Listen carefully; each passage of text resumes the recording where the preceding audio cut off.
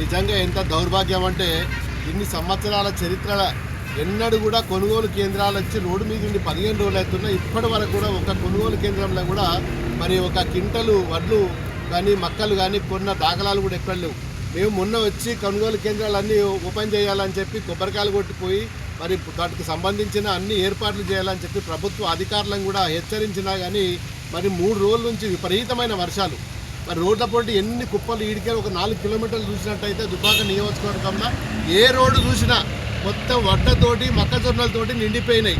ఎన్నిసార్లు చెప్పినా కనీసం సిగ్గు శరం కూడా లేదు. గవర్నమెంట్కు కనీసం బాధ్యత కూడా లేదు. ఒక మంత్రి పట్టించుకోడు, ఒక అధికారి పట్టించుకోడు, కలెక్టర్లకు తెలియదు, మరి సివిల్ సప్లై సంబంధించింది తెలియదు, ఒక ఎంఆర్ఓ పట్టించుకోడు, ఒక ఎంపీడీఓ పట్టించుకోడు. ఇది ఇలా పరిస్థితి. గతంలో ఒక మరి కొనుగోలు కేంద్రాలు ఓపెన్ అయిన తర్వాత తెల్లారి నుంచి మర్నాడు నుంచి మరి లారీలను అందుబాటులో పంపించి వాటికి సంబంధించిన సంచులు కానీ గోడాంలు కానీ ఏర్పాట్లు చేసిన గత ప్రభుత్వంలో ఈ ప్రభుత్వంకి ఎంత తేడా ఉందో ఇలా ప్రజలు గమనిస్తున్నారు. ఇప్పటికైనా బుద్ధి తెచ్చుకోవాలి. 4 రోజుల నుంచి ఇంత వర్షాలు పడుతున్నాయి. మరి రైతులందరూ కూడా పేదోళ్ళు మరి చేయకుండా కానీ నార్సింగ్ కానీ దుబాకలు ఉన్న అన్ని మండలాలు కూడా మొత్తం అన్ని రోడ్ల మీద ఉన్న ప్రతి ధాన్యం గిత్త కూడా కొట్టుకపోయి రోడ్ల భూంపాలు అయిపోతున్నది.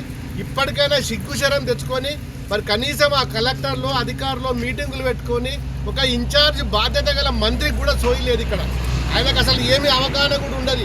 కనీసం మరి ఏమవుతుంది, నేను ఒక ఇన్ఛార్జ్ మంత్రిని మెదక్ జిల్లాకు, కనీసం మరి రైతులు ఏం చేస్తున్నారు, వర్షాలు పడుతున్నాయి కదా, ఒక్కసారి కూడా మాట్లాడే పరిస్థితి కూడా ఇలా మరి ఇన్ఛార్జ్ మినిస్టర్లకు కూడా లేదు, స్థానికంగా ఉన్న అధికారులకు లేదు.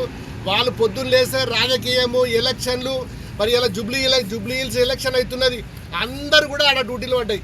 ఆడేదో పడిపోయినట్టు కానీ దాని మీద ఉన్న శ్రద్ధ సోయి మరి ఇలా రైతుల మీద లేదు.